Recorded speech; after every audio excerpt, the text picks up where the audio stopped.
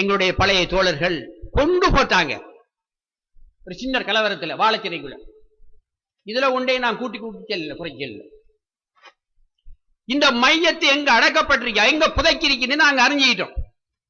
அறிஞ்சி ராணுவம் major general SSP பெருக்குதோர் மாறி சட்டத்தரணிகள் கிறிஸ்தவ பாதர்கள் ஊர் மக்கள் அப்படி ஏகப்பட்ட மக்கள் அவ்வளவு பேரும் நாங்க போறோம். மையத்தை எடுத்துக்கிட்டு வரக்கொள்ள விடுதலை புலிகள் அந்த மையத்தை பறிச்சு போட்டாங்க.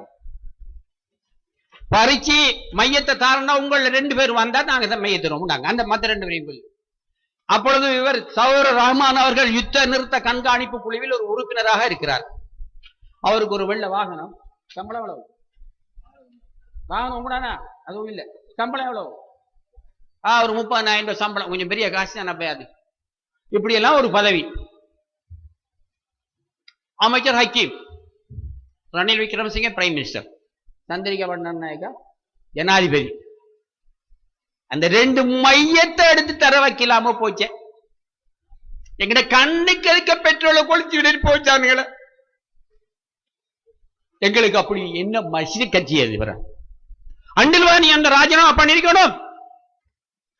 நீ ராஜினாமா பண்ண வேண்டியதை இந்த புள்ள ராஜினாமா பண்ணிறார். இந்த யுத்த நிறுத்த கண்காணிப்பு குழுல நான் இருக்கிறதுல இந்த அர்த்தமும் இல்லை என்று பண்ணார். அப்பொழுது ஹக்கீம் பார்த்து கேட்ட கேள்வி, ஏன் தம்பி அவசரப்பட்டு ராஜினாமா பண்ணீங்க? சும்மாவா பதவிண்டா?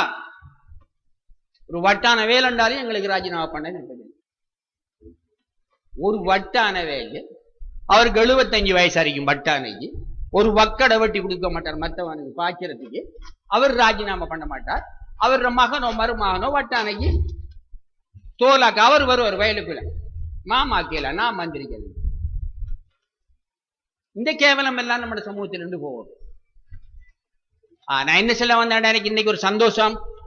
முஸ்லிம் காங்கிரஸ் 25 வருஷத்துக்கு முதல் இந்த மண்ணை கொண்டாந்த நேரம் இந்த பக்கம் இருக்கிற இவ்வளவு பேர் தான் கூட்டத்துக்கு வந்திருப்பேங்க.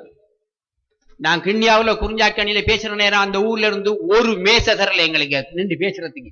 2-3 கதிரை ஒரு வேப்ப மரம் குறிஞ்சாக்கணி சந்திலையா அப்படிதான் அங்க அந்த சந்தில இருந்து பேசினேன் நானும் அஷ்ரப் அவர்கள். பிறகு இப்ப உங்களை பிரிச்செடுக்கிற பெரிய கஷ்டம். எங்கட ஊர்லயும் தான் எங்கள் நாயம் தேவநாயம் என்று சொன்ன ஊரு. நாங்க குர்ஆனையும் சொல்லி ஹதீஸையும் சொல்லி வானா. அப்ப இந்த முறை ஹக்கீம் அதனுடைய சொன்ன குர்ஆனை ஹதீஸை விட்டுட்டு தம்பி அரசியல் நாம செய்வோம். எனவே இன்ஷா அல்லாஹ் நான் முடிக்க போறேன்.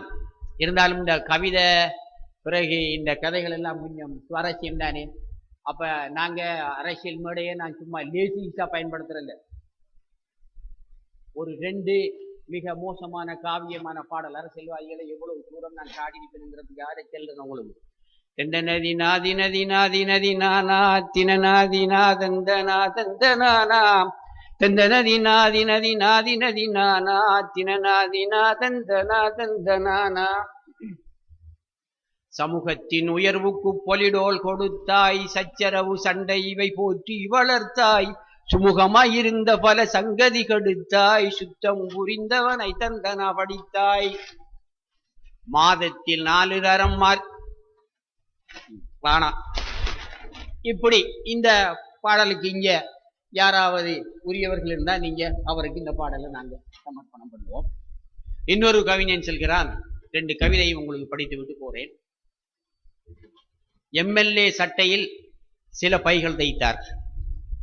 அதை எம்பிசின்னு போட்டுக்குவோம் நாம மானசோருக்கு. எம்பி சட்டையில் ஏராளம் பை தைத்தார். மந்திரி பையையே சட்டையாய் மாற்றிக்கொண்டார்.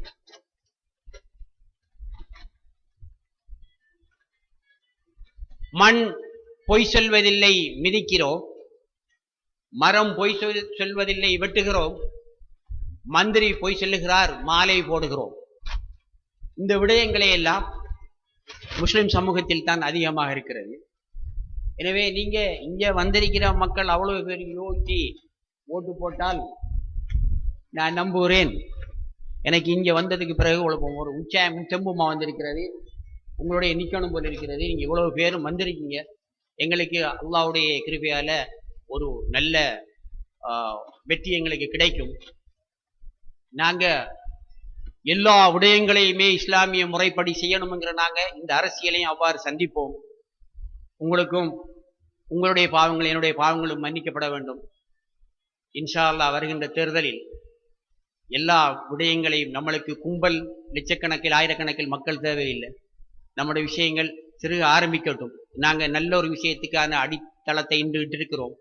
ஒரு நல்ல காரியத்தை ஆரம்பிப்பதே அது 50% முடிவடைந்ததற்கு சமானமானது. இன்ஷா அல்லாஹ் சந்திப்போம்.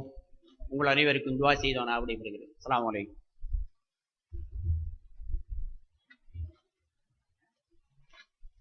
நேரம் சென்று கொண்டிருப்பதால் பொறியாளர் ரஹ்மான் அவர்களை பேசுவதற்காக